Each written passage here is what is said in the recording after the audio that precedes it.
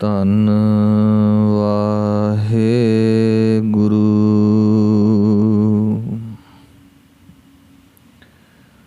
ਸਾਹਿਬ ਜੀ।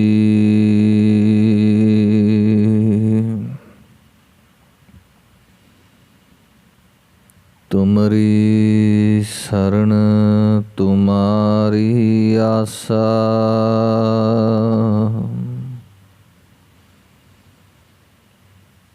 ਤੁਮ ਹੀ ਸੱਜਣ ਸੁਹੇਲੇ।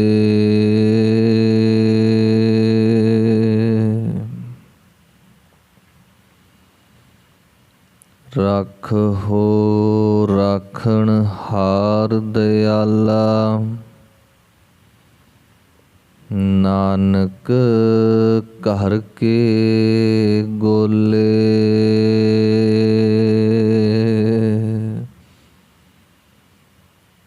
ਸਗਲ ਦੁਆਰ ਕੋ ਛਾੜ ਕੇ, ਗਹਿਓ ਤੁਹਾਰੋ ਦੁਆਰ।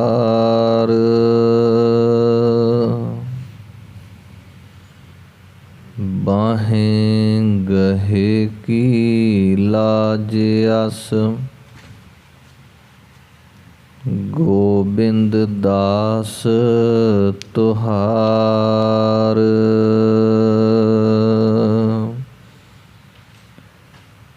ਡੰਡੌਤ ਬੰਦਨ ਅਨਕ ਬਾਰ,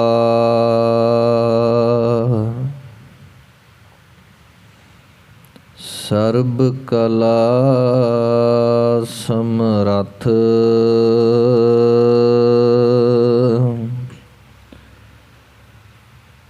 ਡੋਲਨ ਤੇ ਰਾਖੋ ਪ੍ਰਭੂ, ਨਾਨਕ ਦੇ ਕਰ ਹੱਥ।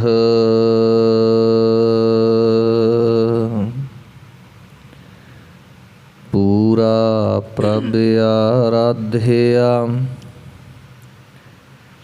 ਪੂਰਾ ਜਾ ਕਾ ਨਾਉ।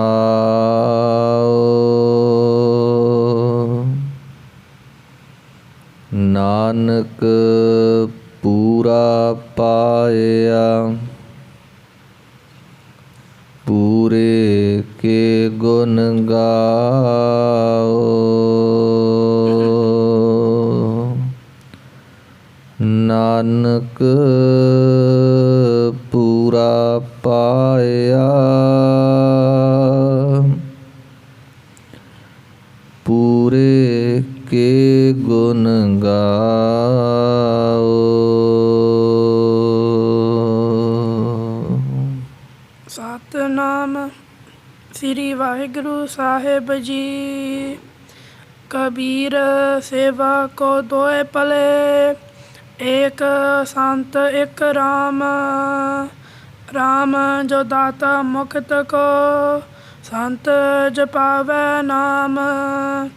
ਕਬੀਰ ਸੇਵਾ ਕੋ ਦੋਏ ਭਲੇ, ਏਕ ਸੰਤ ਇੱਕ ਰਾਮ। ਵਾਹਿਗੁਰੂ ਜੀ ਕਾ ਖਾਲਸਾ, ਵਾਹਿਗੁਰੂ ਜੀ ਕੀ ਫਤਿਹ। ਪਤਿਤ ਪਾਵਨ ਭਗਤ ਵत्सल, गरीब निवाज, निमाणियों के मान, निताणियों के ताण। निओटियों की ओट, निआश्रयों के आश्रय, निगतियों की गत, निपत्तियों की पत। जुगो जुग अटल शब्द गुरु धन श्री गुरु ग्रंथ साहिब जीओ महाराज। सतगुरां दे पावन चरना ਵਿੱਚ जुड़ मिल बैठे गुरु रूप सतगुरां ਦਾ ਖਾਸ ਰੂਪ ਸਾਧ ਸੰਗਤ ਜੀਓ। ਵਡਭਾਗੇ ਹਾਂ ਸਤਿਗੁਰਾਂ ਨੇ ਸੁਭਾਗ ਬਖਸ਼ਿਸ਼ ਕੀਤਾ, ਸਤ ਸੰਗਤ ਦੀਆਂ ਘੜੀਆਂ ਦਾ ਆਨੰਦ ਮਾਣ ਰਹੇ ਹਾਂ। ਸੰਧਿਆ ਵੇਲੇ ਦੇ ਸੁੰਦਰ ਦੀਵਾਨ ਸਜੇ, ਸੋਦਾ ਰਹਿਰਾਸ ਸਾਹਿਬ ਆਰਤੀ ਆਰਤਾ ਹਰ ਜਸ ਕੀਰਤਨ ਆਪ ਜੀ ਸ਼ਰਵਣ ਕਰ ਰਹੇ ਸੋ। ਚੱਲ ਰਹੀ ਵਿਚਾਰ ਸ਼੍ਰੋਮਣੀ ਭਗਤ ਕਬੀਰ ਸਾਹਿਬ ਦੀ ਰਸਨਾ ਤੋਂ ਉਚਾਰਨ ਕੀਤੇ ਹੋਏ ਪਾਵਨ ਸ਼ਲੋਕ ਸ਼ਲੋਕ ਭਗਤ ਕਬੀਰ ਜੀਓ ਇਸ ਲੇਖ ਹੈ, ਸਿਰਲੇਖ ਹੈ। ਹੁਣ ਤੱਕ 163 ਸ਼ਲੋਕ ਆਪਾਂ ਪਿੱਛੇ ਵਿਚਾਰ ਕਰ ਆਏ ਹਾਂ। ਸਤਿਗੁਰਾਂ ਨੇ ਕਿਰਪਾ ਕੀਤੀ, ਕਿਉਂਕਿ ਮਨੁੱਖ ਵਿੱਚ ਕੋਈ ਬਲ ਨਹੀਂ ਕਿ ਪਾਵਨ ਬਾਣੀ ਦੇ ਕੋਈ ਅਰਥ ਕਰ ਸਕੇ। ਗੁਰੂ ਕਿਰਪਾ ਕਰੇ, ਗੁਰੂ ਬਖਸ਼ਿਸ਼ ਕਰੇ। ਗੁਰੂ ਦੀ ਕਿਰਪਾ ਦੇ ਨਾਲ ਹੀ ਇਹ ਸੋਝੀ ਮਹਾਰਾਜ ਜੀ ਬਖਸ਼ਿਸ਼ ਕਰਦੇ ਹਨ। ਅੱਜ ਦੀ ਵਿਚਾਰ ਦਾ ਜੋ ਪਹਿਲਾ ਸ਼ਲੋਕ ਹੈ, ਕਬੀਰ ਸਾਹਿਬ ਕਹਿੰਦੇ ਸੇਵਾ ਕਿਹਦੀ ਕੀਤੀ ਜਾਵੇ। ਕਹਿੰਦੇ ਦੋ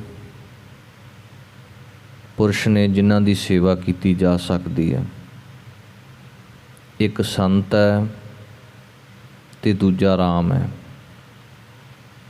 ਇੱਕ ਅਕਾਲ ਪੁਰਖ ਵਾਹਿਗੁਰੂ ਹੈ ਤੇ ਦੂਜਾ ਉਸ ਵਾਹਿਗੁਰੂ ਦੇ ਵਿੱਚ ਅਭੇਦ ਹੋਇਆ ਹੋਇਆ ਸੰਤ।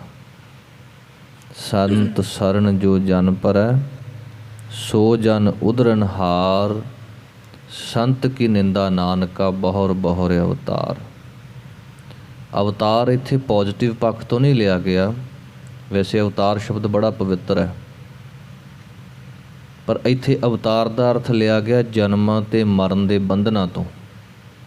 ਜਿਹੜਾ ਸੰਤ ਸਾਧੂਆਂ ਦੀ ਨਿੰਦਿਆ ਕਰਦਾ ਹੈ, ਚੰਗਾ ਮੰਦਾ ਬੋਲਦਾ ਹੈ, ਉਹਨਾਂ ਨੂੰ ਜੂਨਾਂ ਦੇ ਵਿੱਚ, ਬੰਧਨਾਂ ਦੇ ਵਿੱਚ ਪੈਣਾ ਪੈਂਦਾ ਹੈ। ਇਸ ਲਈ ਪਾਤਸ਼ਾਹ ਜੀ ਕਹਿੰਦੇ ਨੇ ਸੰਤ ਸਰਨ ਜੋ ਜਨ ਪਰੈ। ਹੁਣ ਇਹ ਵੀ ਕਿਉਂਕਿ ਜਦੋਂ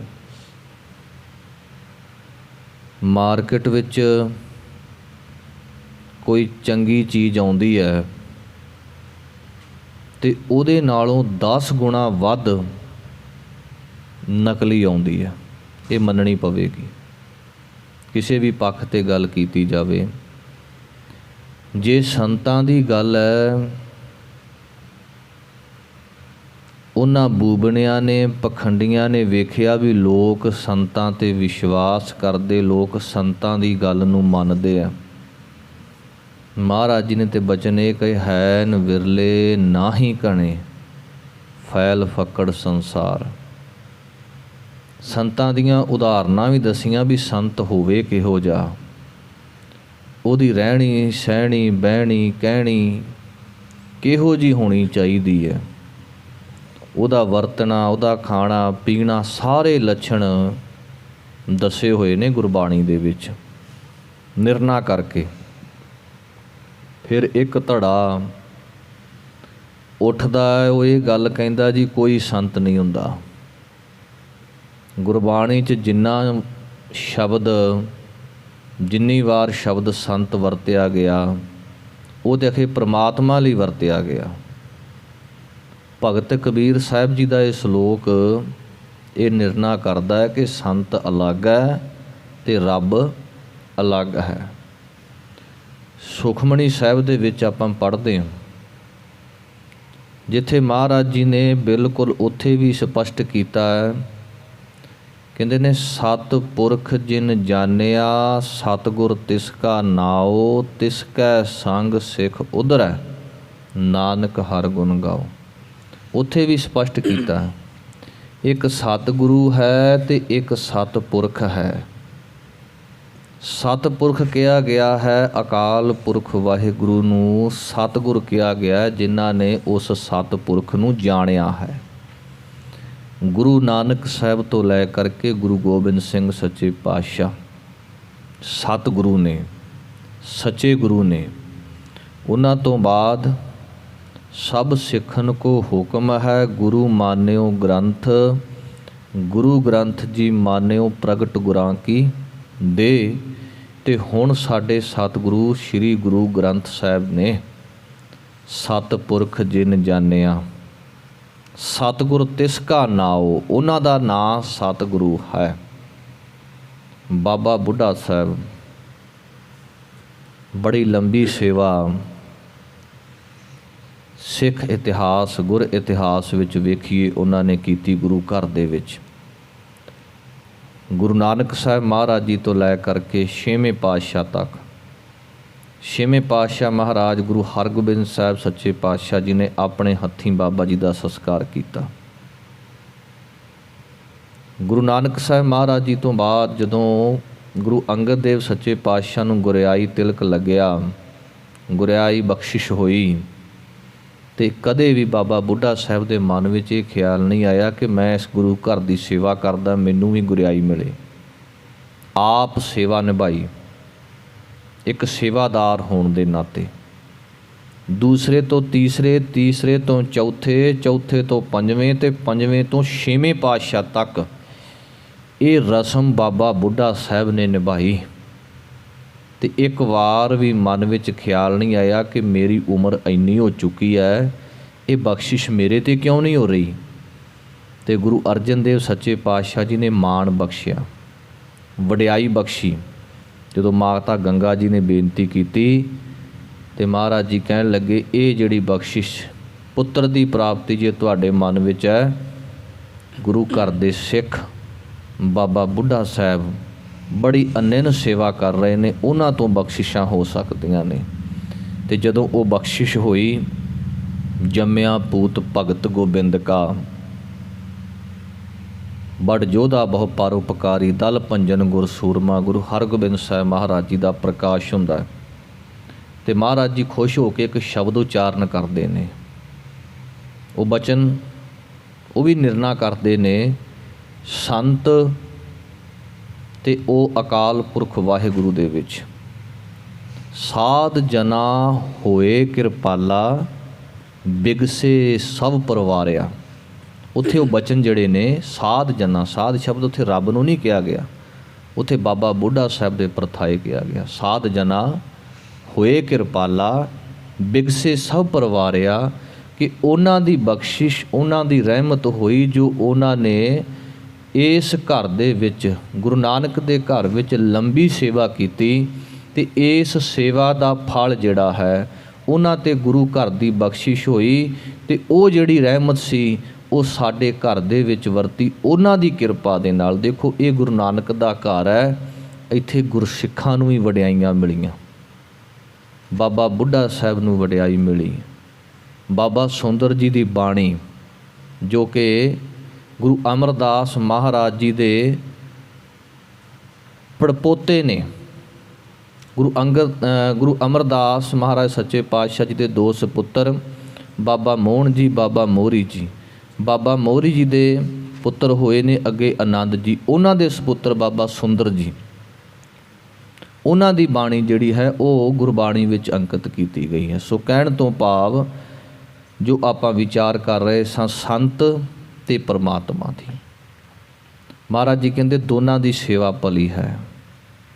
ਪੁੱਜੇ ਹੋਏ ਸੰਤ ਸਾਧੂ ਜਿਨ੍ਹਾਂ ਸਾਸ ਗਿਰਾਸ ਨਾ ਵਿਸਰੈ, ਹਰ ਨਾਮਾ ਮਨ ਮੰਤ, ਧਨ ਸੇ ਸਈ ਨਾਨਕਾ, ਪੂਰਨ ਸੋਈ ਸੰਤ। ਜਿਨ੍ਹਾਂ ਨੂੰ ਵਾਹਿਗੁਰੂ ਦਾ ਨਾਮ ਵਿਸਰਦਾ ਹੀ ਨਹੀਂ। ਅਠੇ ਪਹਿਰ ਇੱਕ ਤੇ ਲਿਵੈ, ਮੰਨੇਨ ਹੁਕਮ ਅਪਾਰ। ਵਾਹਿਗੁਰੂ ਜੀ ਦੇ ਹੁਕਮ ਨੂੰ ਮੰਨਦੇ ਨੇ ਤੇ ਕਦੇ ਵੀ ਵਾਹਿਗੁਰੂ ਦਾ ਨਾਮ ਵਿਸਰਦਾ ਨਹੀਂ। ਐਸੇ ਸਾਧੂ ਸੰਤ ਮਹਾਤਮਾ ਦੀ ਸੇਵਾ ਤੇ ਅਕਾਲ ਪੁਰਖ ਵਾਹਿਗੁਰੂ ਧੰਨ ਸ਼੍ਰੀ ਗੁਰੂ ਗ੍ਰੰਥ ਸਾਹਿਬ ਮਹਾਰਾਜ ਜੀ ਦੀ ਸੇਵਾ ਜੇ ਮਿਲ ਜਾਵੇ, ਕਹਿਣ ਲੱਗੇ ਇਹਦੇ ਵਿੱਚੋਂ ਜਿਹੜਾ ਹੈ ਫਲ ਪ੍ਰਾਪਤ ਹੁੰਦਾ ਹੈ। ਪਰ ਕਈ ਵਾਰ ਸਾਡਾ ਜਿਹੜਾ ਮਨ ਹੈ ਉਹ ਕਈ ਤਰ੍ਹਾਂ ਦੇ ਤਰਕਾਂ ਵਿਤਰਕਾਂ ਦੇ ਵਿੱਚ ਆ ਜਾਂਦਾ ਹੈ। ਤੇ ਮਹਾਰਾਜ ਜੀ ਨੇ ਸਾਨੂੰ ਇਹ ਵੀ ਸਮਝਾਇਆ ਕਿ ਭਾਈ ਜਦੋਂ ਸੇਵਾ ਕਰਨੀ ਹੈ ਉਦੋਂ ਮਨ ਵਿੱਚ ਸਵਾਲ ਜਵਾਬ ਦੋਵੇਂ ਕਰੇ। ਇਹ ਗੱਲ ਨਹੀਂ ਕਰਨੀ ਉਦੋਂ ਸਵਾਲ ਜਵਾਬ ਨਾ ਹੋਵੇ, ਉਦੋਂ ਤੇ ਕੇਵਲ ਗੁਰੂ ਨੂੰ ਸਮਰਪਣ ਹੋਵੇ। ਤੇ ਜਿਨ੍ਹਾਂ ਨੇ ਸਮਰਪਣ ਕਰਕੇ ਸੇਵਾ ਕੀਤੀ ਹੈ ਉਹਨਾਂ ਨੂੰ ਸਾਰੀਆਂ ਬਖਸ਼ਿਸ਼ਾਂ ਪ੍ਰਾਪਤ ਹੋਈਆਂ। ਭਗਤ ਕਬੀਰ ਸਾਹਿਬ ਕਹਿੰਦੇ, ਕਬੀਰ ਸੇਵਾ ਕੋ ਦੋਏ ਭਲੇ, ਏਕ ਸੰਤ ਇੱਕ ਰਾਮ। ਰਾਮ ਭਾਵ ਰਮਿਆ ਹੋਇਆ ਰਾਮ, ਰਾਮ ਅਯੁੱਧਿਆ ਵਾਲਾ ਨਹੀਂ, ਉਹ ਆਪਣੇ ਯੁੱਗ ਦਾ ਇੱਕ ਅਵਤਾਰ ਮੰਨਿਆ ਹੈ। ਪਰ ਇੱਥੇ ਜਿਹੜਾ ਰਾਮ ਸ਼ਬਦ ਹੈ ਉਹ ਕੇਵਲ ਅਯੁੱਧਿਆ ਵਾਲੇ ਰਾਮ ਤੋਂ ਨਹੀਂ, ਇਹ ਰਾਮ ਜੋ ਅਕਾਲ ਪੁਰਖ ਵਾਹਿਗੁਰੂ ਦੇ ਪ੍ਰਥਾਏ ਗੁਰਬਾਣੀ ਵਿੱਚ ਬੜੀ ਵਾਰ ਸ਼ਬਦ ਵਰਤਿਆ ਗਿਆ। ਕਈ ਵਾਰ ਕਈ ਸੱਜਣ ਵੀਰ ਇਸ ਸ਼ਬਦ ਦਾ ਜਿਹੜਾ ਅਰਥ ਹੈ ਰਾਮ ਭਗਵਾਨ ਦੇ ਨਾਲ ਜੋੜ ਲੈਂਦੇ ਨੇ। ਨਹੀਂ, ਇਹ ਰਾਮ ਸ਼ਬਦ ਅਕਾਲ ਪੁਰਖ ਵਾਹਿਗੁਰੂ ਲਈ ਜੋੜਿਆ ਗਿਆ ਹੈ।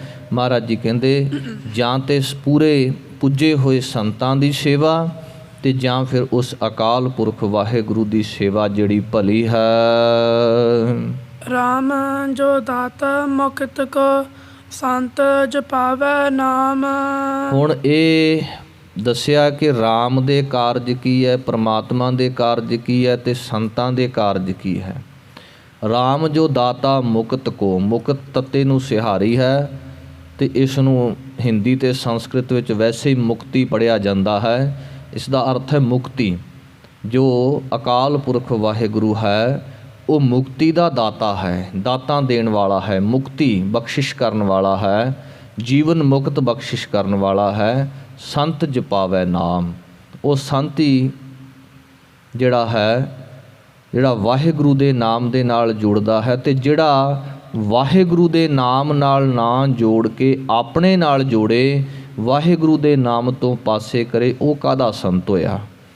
ਸੰਤਾਂ ਦਾ ਕੰਮ ਵਾਹਿਗੁਰੂ ਦੇ ਨਾਮ ਦੇ ਨਾਲ ਮੰਨੈ ਤਰੈ ਤਾਰੇ ਗੁਰਸਿੱਖ, ਜਿਨ੍ਹਾਂ ਨੇ ਆਪ ਜਪਿਆ ਅਤੇ ਹੋਰਾਂ ਨੂੰ ਵੀ ਉਪਦੇਸ਼ ਦੇ ਕਰਕੇ ਗੁਰੂ ਦੇ ਸ਼ਬਦ ਨਾਲ ਜੋੜਦੇ ਹਨ। ਐਸੇ ਜਿਹੜੇ ਸੰਤ ਹਨ ਉਹਨਾਂ ਦੇ ਬਾਰੇ ਭਗਤ ਕਬੀਰ ਸਾਹਿਬ ਜੀ ਇਸ ਪਾਵਨ ਸ਼ਲੋਕ ਵਿੱਚ ਦੱਸ ਰਹੇ ਹਨ ਕਿ ਉਹਨਾਂ ਦੀ ਸੇਵਾ ਭਲੀ ਹੈ। ਕਬੀਰ ਜਿਹ ਮਾਰਗ ਪੰਡਿਤ ਗਏ ਪਾਸ਼ਾ ਪਰੀ ਬਹੀਰ। ਇੱਥੇ ਪੰਡਤ ਜਿਹੜਾ ਸ਼ਬਦ ਹੈ ਉਹ ਬਹੁਵਚਨ ਦੇ ਵਿੱਚ ਵਰਤਿਆ ਗਿਆ, ਗਿਆਨ ਦੇ ਅਰਥਾਂ ਦੇ ਵਿੱਚ ਨਹੀਂ ਵਰਤਿਆ ਗਿਆ। ਆਮ ਕਈ ਥਾਂ 'ਤੇ ਜਿਹੜਾ ਪੰਡਤ ਸ਼ਬਦ ਹੈ ਉਹ ਗਿਆਨ ਦੇ ਅਰਥਾਂ ਵਿੱਚ ਵਰਤਿਆ ਗਿਆ। ਇੱਥੇ ਉਹ ਪਾਂਡਿਆਂ ਤੋਂ ਵਰਤਿਆ ਗਿਆ। ਕਹਿਣ ਲੱਗੇ ਜਿਹ ਮਾਰਗ ਪੰਡਤ ਗਏ ਪਾਛੇ ਪਰੀ ਬਹੀਰ। ਬਹੀਰ ਦਾ ਅਰਥ ਵਹੀਰ, ਇੱਕ ਭੀੜ, ਕਿ ਜਿਹੜੇ ਰਾਹ 'ਤੇ ਪੰਡਤ ਲੋਕ ਪਾਂਡੇ ਲੋਕ ਚੱਲ ਪਏ, ਭਾਵ ਵਹਿਮ ਭਰਮ ਅਤੇ ਪਖੰਡ, ਇਸ ਪਾਸੇ ਵੱਲ ਉਹਨਾਂ ਨੇ ਦੁਨੀਆ ਨੂੰ ਲਾ ਦਿੱਤਾ। ਅਤੇ ਉਹਨਾਂ ਦੇ ਮਗਰ ਫਿਰ ਜਿਹੜੀ ਭੀੜ ਸੀ, ਕਿਉਂਕਿ ਇਹ ਇੱਕ ਐਸਾ ਜਾਲ ਹੈ ਜੋ ਬ੍ਰਾਹਮਣ ਲੋਕ ਪੰਡਤ ਲੋਕਾਂ ਨੇ ਸਿਰਜਿਆ ਹੋਇਆ ਸੀ ਕਿ ਆਹ ਕਰਮ ਕੀਤੇ ਜਾਣ, ਆਹ ਕਰਮ ਨਾ ਕੀਤੇ ਜਾਣ। ਸਾਰੇ ਲੋਕਾਂ ਨੂੰ ਫਿਰ ਉਸੇ ਤਰ੍ਹਾਂ ਮੰਨਣਾ ਪੈਂਦਾ ਸੀ। ਉਹਨਾਂ ਅਨੁਸਾਰ ਫਿਰ ਸਾਰੀ ਭੀੜ ਕੁੱਲ ਦੁਨੀਆ ਉਹਨਾਂ ਦੇ ਪਿੱਛੇ ਲੱਗੀ। ਇੱਕ ਅਵਘਟ ਕਾਟੀ ਰਾਮ ਕੀ ਤਹਿ ਚੜ ਰਹਿਓ ਕਬੀਰ। ਕਬੀਰ ਸਾਹਿਬ ਇਹ ਦੱਸਦੇ ਨੇ ਕਿ ਭਾਈ ਉਹਨਾਂ ਨੇ ਤੇ ਪਖੰਡ ਕੀਤਾ, ਦੁਨੀਆ ਉਹਨਾਂ ਦੇ ਮਗਰ ਲੱਗੀ। ਪਰ ਸੱਚ ਇਹ ਹੈ ਕਿ ਕਬੀਰ ਇਸ ਰਾਹ 'ਤੇ ਨਹੀਂ ਗਿਆ। ਕਬੀਰ ਨੇ ਰਾਹ ਹੋਰ ਫੜਿਆ ਆਪਣਾ। ਇੱਕ ਅਵਘਟ ਘਾਟੀ ਰਾਮ ਕੀ, ਬੜੀ ਔਖੀ ਘਾਟੀ ਹੈ, ਬੜਾ ਔਖਾ ਰਾਹ ਹੈ। ਕਿਹੜਾ ਰਾਹ ਔਖਾ ਹੈ? ਗੁਰੂ ਨਾਨਕ ਸਾਹਿਬ ਨੇ ਸਾਨੂੰ ਦੱਸਿਆ, ਆਖਣ ਔਖਾ ਸਾਚਾ ਨਾਉ।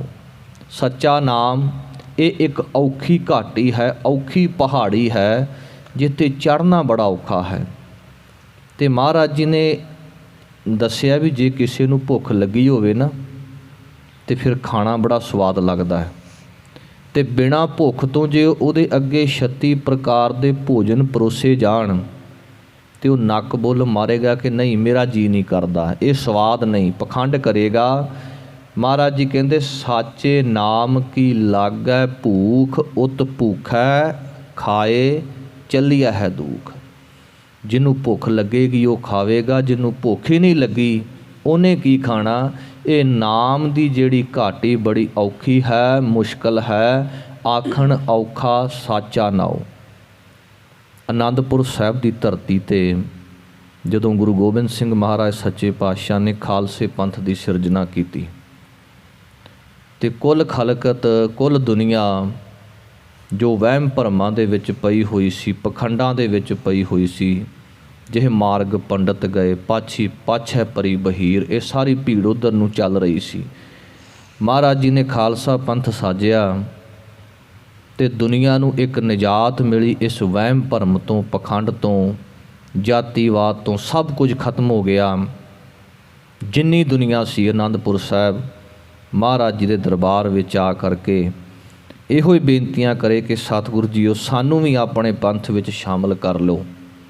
ਅਤੇ ਜਦੋਂ ਸਮਾਂ ਬਤੀਤ ਹੋਇਆ ਅਤੇ ਇੱਕ ਦਿਨ ਸਾਰੇ ਜਿਹੜੇ ਪੰਡਤ ਮਹਾਰਾਜ ਜੀ ਕੋਲ ਆਏ ਅਤੇ ਕਹਿਣ ਲੱਗੇ, ਤੁਸੀਂ ਖਾਲਸਾ ਪੰਥ ਸਾਜਿਆ, ਸਾਰੀ ਦੁਨੀਆ ਤੁਹਾਡੇ ਕੋਲੇ ਆਉਣ ਲੱਗ ਪਈ, ਤੁਹਾਡੇ ਦਰਬਾਰ ਵਿੱਚ ਹਾਜ਼ਰੀਆਂ ਭਰਨ ਲੱਗ ਪਈ, ਅਸੀਂ ਭੁੱਖੇ ਮਰਨ ਲੱਗ ਪਏ ਹਾਂ, ਸਾਡਾ ਵੀ ਕੋਈ ਹੱਲ ਕਰੋ। ਤੁਸੀਂ ਦੀਨ ਦੁਨੀਆ ਦੇ ਮਾਲਕ ਹੋ, ਸਾਡੇ 'ਤੇ ਵੀ ਕਿਰਪਾ ਕਰੋ। ਮਹਾਰਾਜ ਸੱਚੇ ਪਾਤਸ਼ਾਹ ਕਹਿਣ ਲੱਗੇ, ਪੰਡਤੋ ਕੋਈ ਗੱਲ ਨਹੀਂ, ਤੁਸੀਂ ਗੁਰੂ ਨਾਨਕ ਦੇ ਘਰ ਵਿੱਚ ਆਏ ਹੋ, ਤੁਹਾਡਾ ਵੀ ਹੱਲ ਹੋਵੇਗਾ। ਤੁਸੀਂ ਕੱਲ੍ਹ ਤੋਂ ਸਵੇਰ ਤੋਂ ਸਾਰਿਆਂ ਨੇ ਆ ਜਾਣਾ, ਤੁਸੀਂ ਉਸ ਪਰਮਾਤਮਾ ਦਾ ਨਾਮ ਜਪਣਾ ਹੈ, ਤੁਹਾਨੂੰ ਖੁੱਲ੍ਹਾ ਧਨ ਮਿਲੇਗਾ, ਖਾਣ ਨੂੰ ਚੰਗੇ ਪਕਵਾਨ, ਭੋਜਨ ਪ੍ਰਸ਼ਾਦਾ ਸਭ ਕੁਝ ਮਿਲੇਗਾ। ਦੂਸਰਾ ਦਿਨ ਚੜ੍ਹਿਆ, ਦਿੱਤੇ ਹੋਏ ਸਮੇਂ ਅਨੁਸਾਰ ਸਾਰੇ ਪੰਡਤ ਹਾਜ਼ਰ ਹੋਏ। ਮਹਾਰਾਜ ਜੀ ਨੇ ਭਾਈ ਆਲਮ ਸਿੰਘ ਦੀ ਡਿਊਟੀ ਲਾਤੀ ਕਿ ਆਲਮ ਸਿੰਘ ਸਾਰਿਆਂ ਪੰਡਤਾਂ ਦੇ ਹੱਥ ਵਿੱਚ ਮਾਲਾ ਫੜਾ ਦਿਓ, ਚੌਂਕੜੇ ਮਾਰ ਕੇ ਬੈਠ ਕਰਕੇ ਪ੍ਰਮਾਤਮਾ ਦਾ ਸਿਮਰਨ ਕਰਨ, ਬੰਦਗੀ ਕਰਨ। ਪਰ ਇੱਕ ਸ਼ਰਤ ਹੈ, ਕਿਸੇ ਨੇ ਵੀ ਚੌਂਕੜਾ ਨਹੀਂ ਪੱਟਣਾ, ਬੈਠ ਕਰਕੇ ਸਿਮਰਨ ਕਰਨਾ ਹੈ।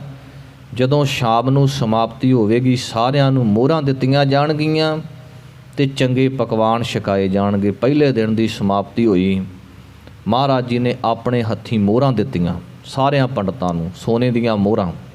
ਅਤੇ ਫਿਰ ਮਹਾਰਾਜ ਜੀ ਨੇ ਆਪ ਪ੍ਰਸ਼ਾਦੇ ਵਰਤਾਏ, ਦੇਸੀ ਘਿਓ ਪਾਏ, ਖੁੱਲ੍ਹਾ ਲੰਗਰ ਛਕਾਇਆ।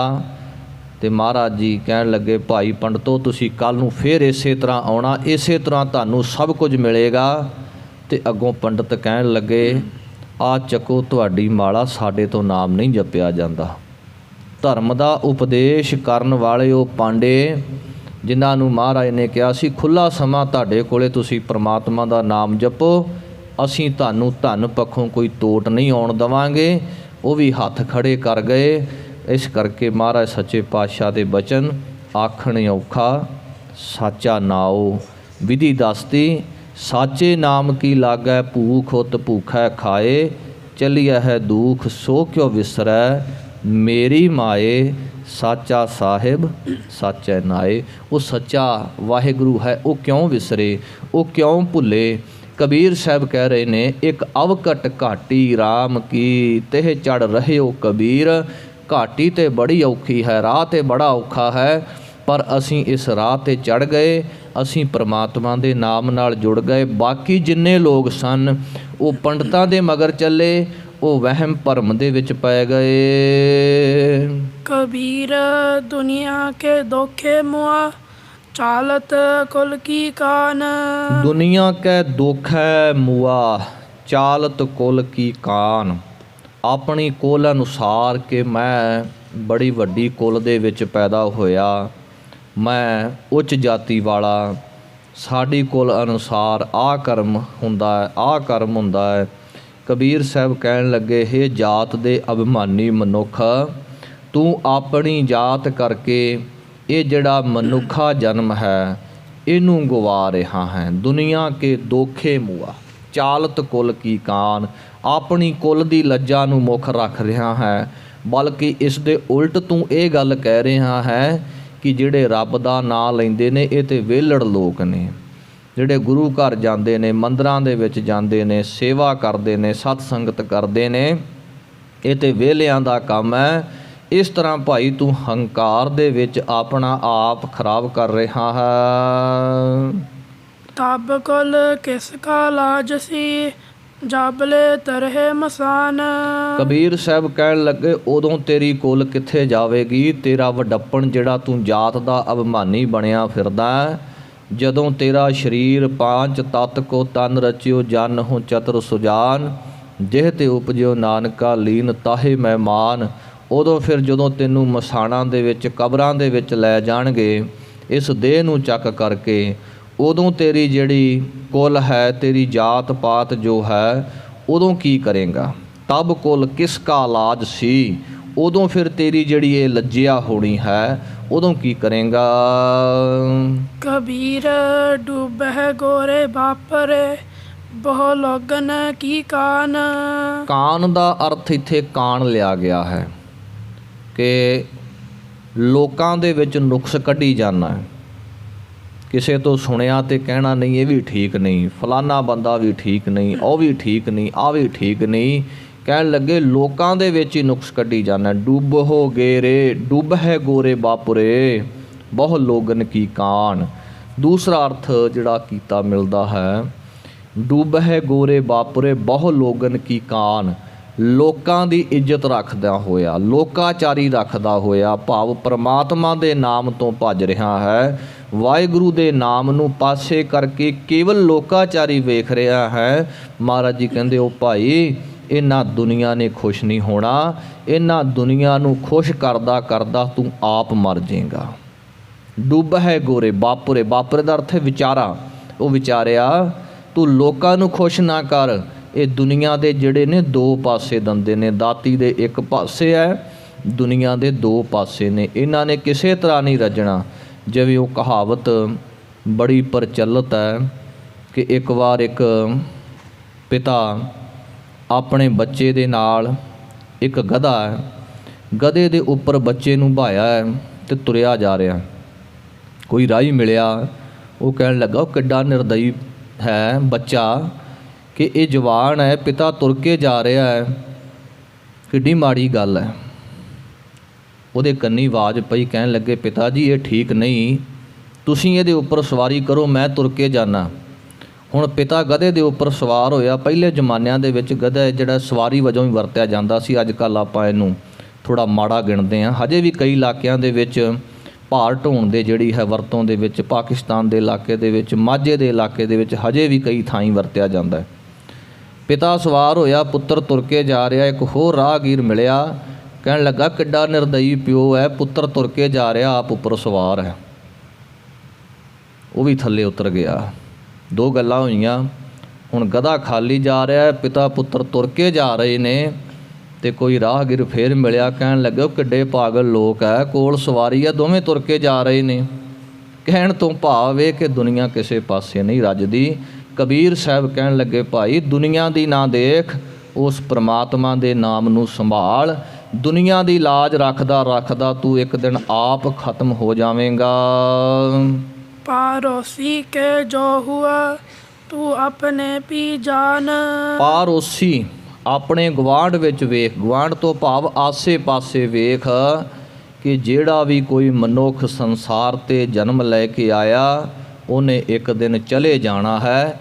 ਇਸ ਗੱਲ ਨੂੰ ਆਪਣੇ ਪੱਲੇ ਬੰਨ੍ਹ, ਤੇਰੇ ਨਾਲ ਵੀ ਇਹ ਸਭ ਕੁਝ ਵਾਪਰਨਾ ਹੈ। ਕਬੀਰ ਭਲੀ ਮਧੁਕਰੀ ਨਾਨਾ ਬਿਦ ਕੋ ਨਾਜ।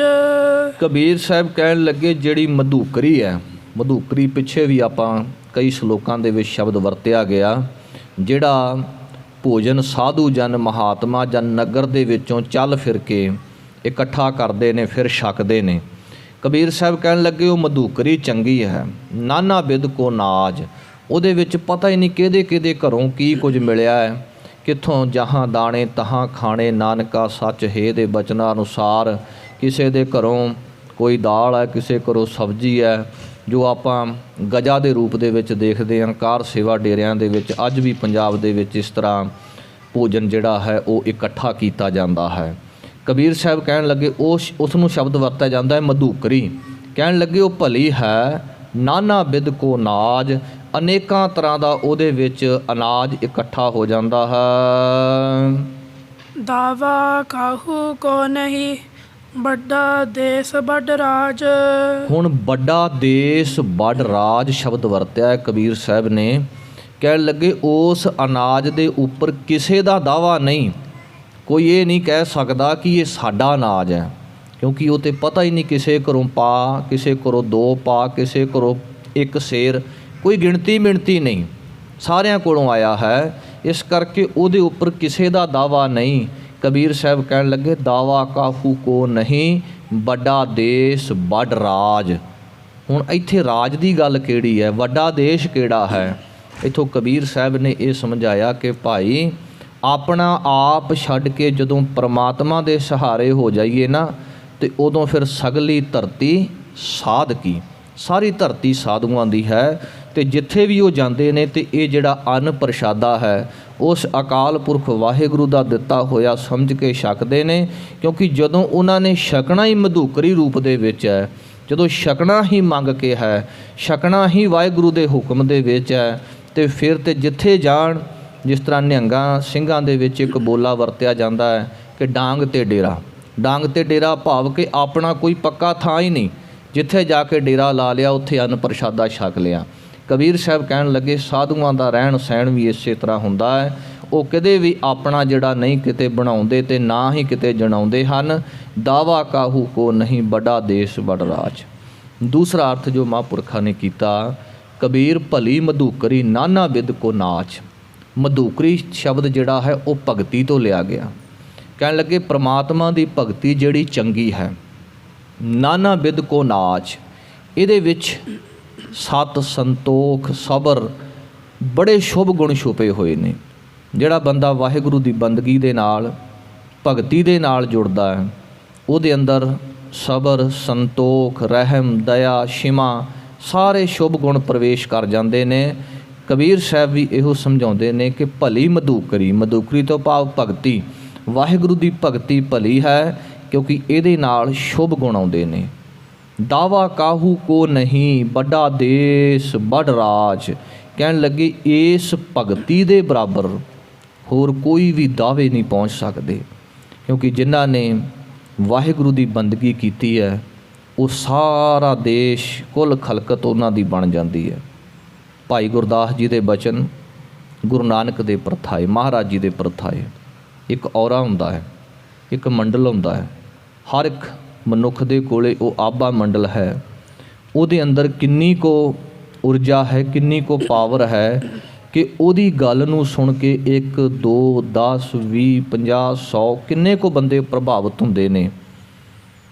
ਭਾਈ ਗੁਰਦਾਸ ਜੀ ਕਹਿੰਦੇ ਇੱਕ ਐਸਾ ਸ਼ਖਸ ਦੁਨੀਆ 'ਤੇ ਆਇਆ ਜਿਹਦਾ ਆਭਾ ਮੰਡਲ ਐਡਾ ਕੁ ਜ਼ਿਆਦਾ ਸਟਰੋਂਗ ਸੀ। ਉਹਨਾਂ ਨੇ ਬਚਨ ਵਰਤੇ, ਮਾਰਿਆ ਸਿੱਕਾ ਜਗਤ ਵਿੱਚ ਨਾਨਕ ਨਿਰਮਲ ਪੰਥ ਚਲਾਇਆ।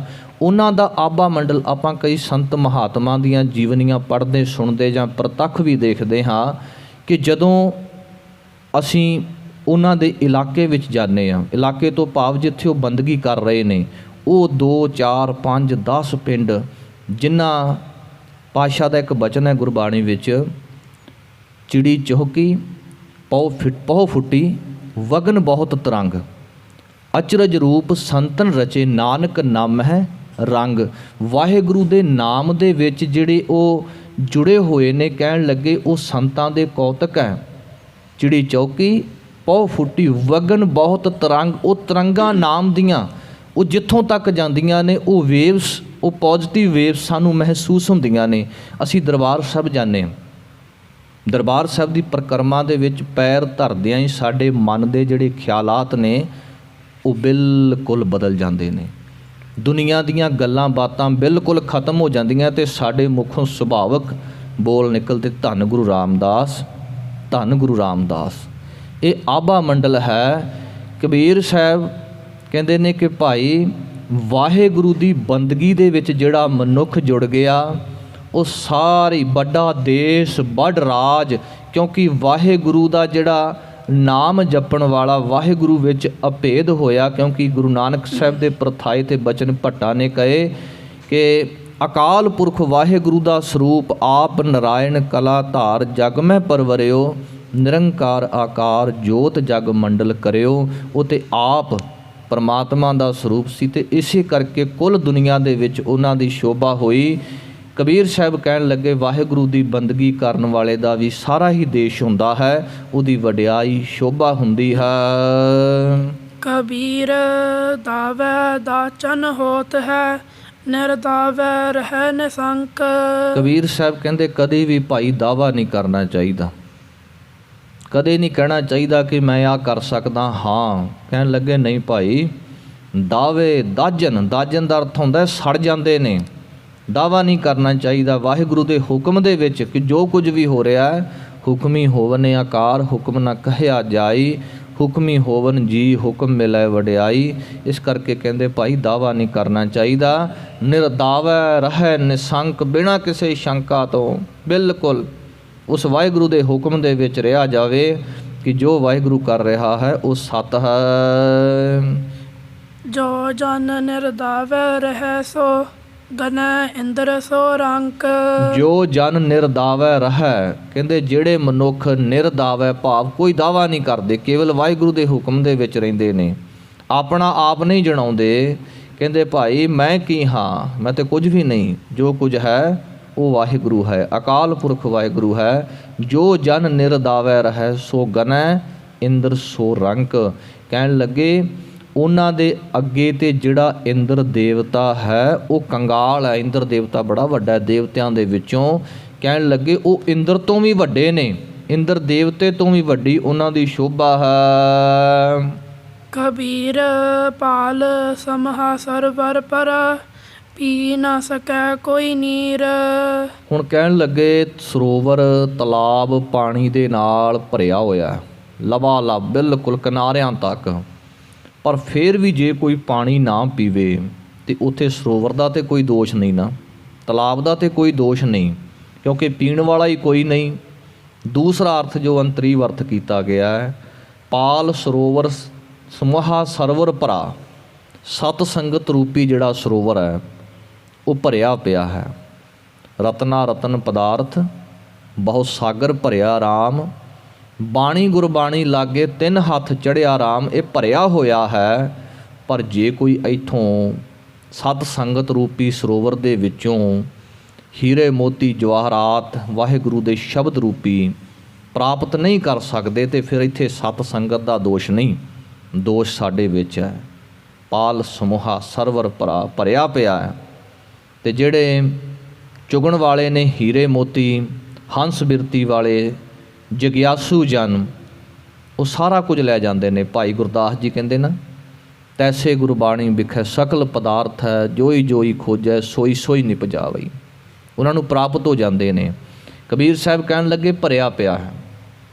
ਤੀਸਰਾ ਅਰਥ ਕੀਤਾ ਅੰਤਸ਼ਕਰਨ ਦੇ ਵਿੱਚ, ਕਿਉਂਕਿ ਜੋ ਬ੍ਰਹਮੰਡੇ ਸੋਈ ਪਿੰਡੇ, ਜੋ ਖੋਜੇ ਸੋ ਪਾਵੈ।